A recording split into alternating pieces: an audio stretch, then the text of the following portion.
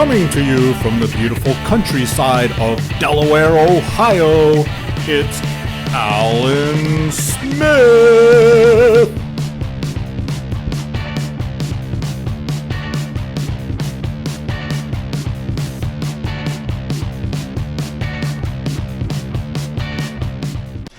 Hey everybody, welcome back to the channel. It's Alan Smith Hobby and Wargames, and today I'm bringing you excerpts from our recent Battlegroup battle at Rob Rhodes's place. And again, we are having an amazing table layout for us. 2 whole towns, 3-on-3 were the opponents, and we had a great time. I didn't have such a great time because let's face it, this was one of the worst games I've played in a long time. Where do I start? So I'm gonna break this down for you. So hopefully those of you out there that are getting into wargaming, especially World War II era, specifically Battlegroup, even Flames of War, you may be able to learn from my mistakes, right? Oh, where do I start?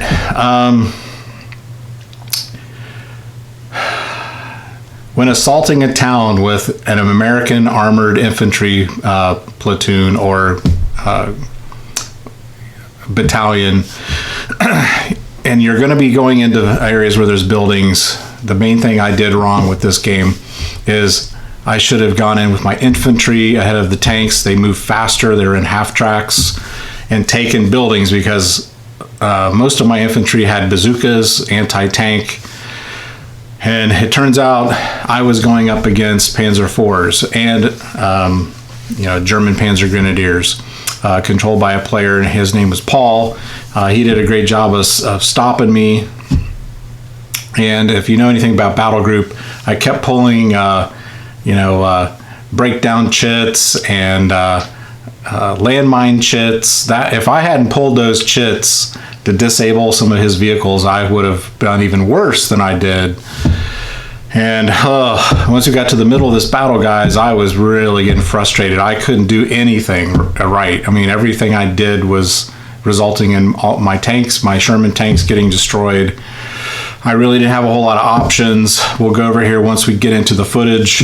But the main mistake that I made was not getting those infantry up and in those buildings, occupying those buildings, which once you're in an enclosed building like that, it's really hard. You dig in like a tick, and you can really, from the windows, shoot bazookas, you can take out infantry squads, and you're really in some good cover being in the building.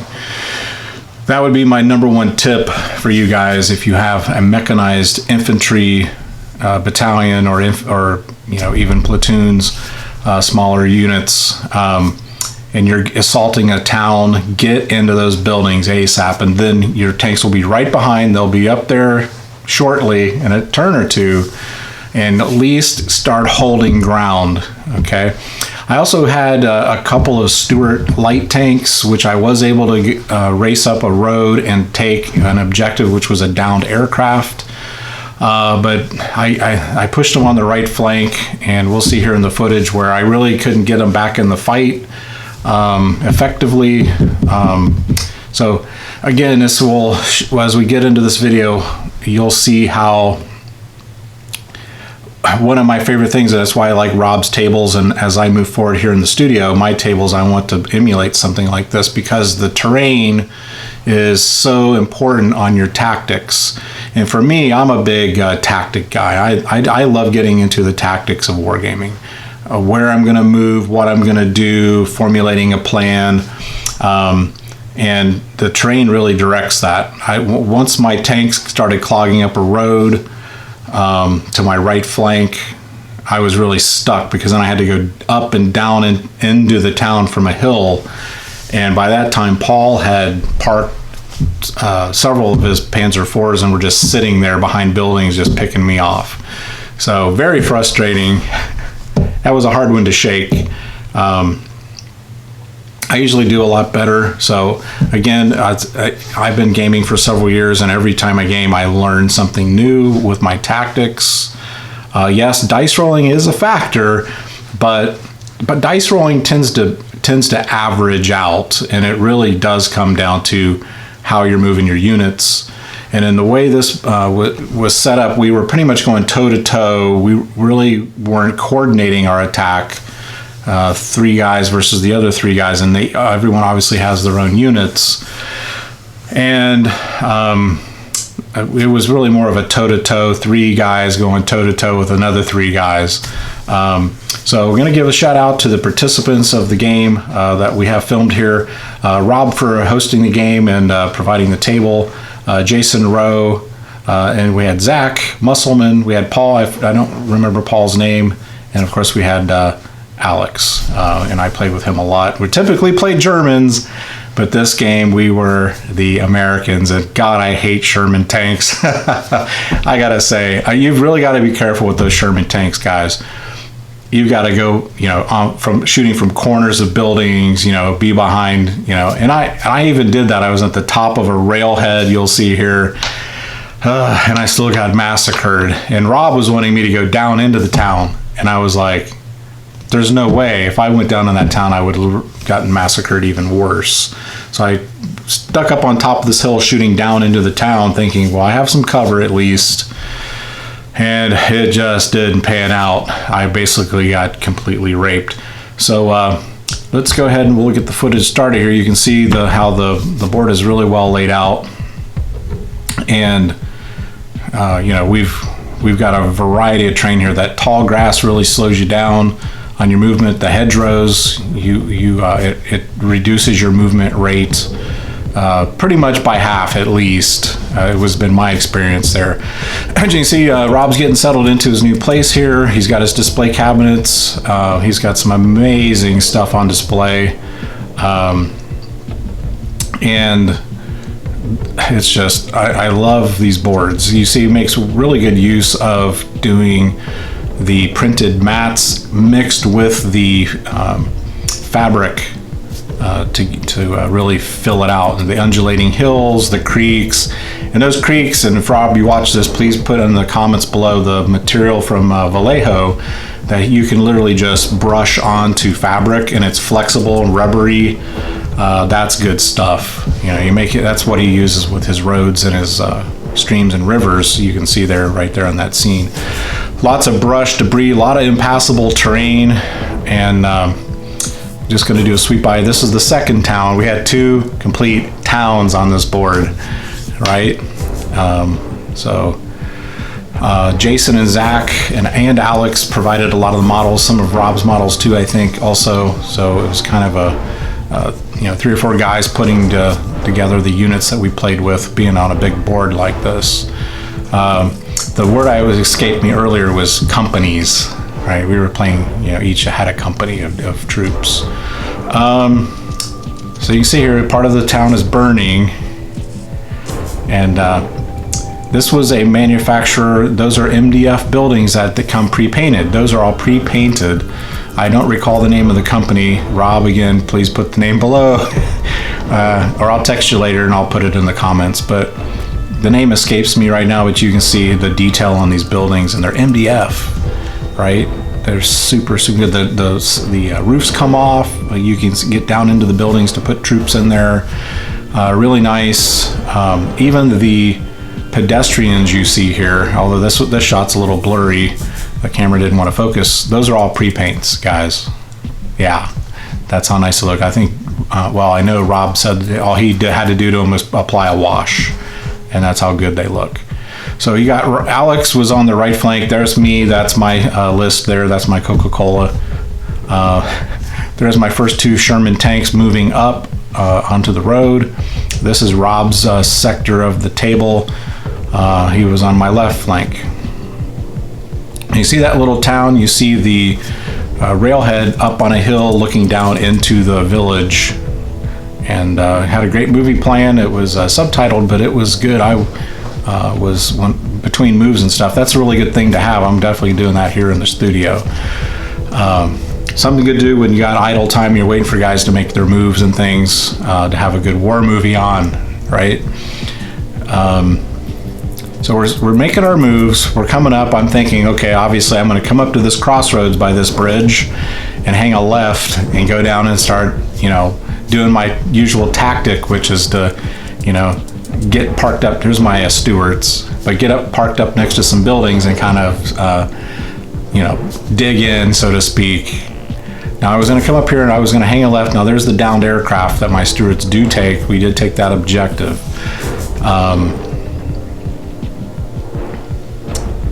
That's Paul directly across from me there in the green military pants. And he beat me in my own game. He came into that town and just parked him next to corners of buildings and basically just parked it. Right? He basically said, "This is my town. You're not taking it." And I didn't take it. Not even close. Oh my God. I was really just, I don't know what happened. I didn't get enough sleep that night or something, but that was one of those games where I was just like, what's the point? I'm just going to lose. Right. All right. So we got Rob here moving tanks up the main drag. You had Jason there in the tan pants. He just dug in. And again, this is the Germans after Normandy, and they were in defensive mode, right? That was a Panther there, or not a Panther, a Puma scout vehicle I was toe-to-toe with there with my Shermans. There's my Stewarts coming up the road to take that objective, which we took. We only have to get, when battle group, 4 inches of the objective, and it's yours, and then they have to pull chits out of a bag. And I love the chits. It's like bolt action. It really gives you some randomness, and I tell you, it was hilarious. We kept pulling out mine strikes and break down chits. You could put them on the enemy's vehicles and they would break down, and they have to make special rolls. It was pretty funny. It was, if it weren't for those chits, I would have been dusted off, the first hour of the game. This game took 3 to 4 hours, a big game like this. Yeah, it's nice to have the lists and your cheat sheets, your reference guides right there in front of you.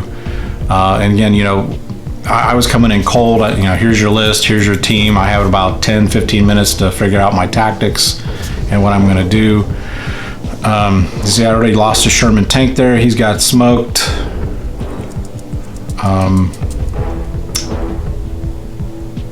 Rob is, I know that's me. That's my Stewarts had to pull back because Zach was pulling up some heavy equipment finally, and I had to back off. He had an 88 up on a hill.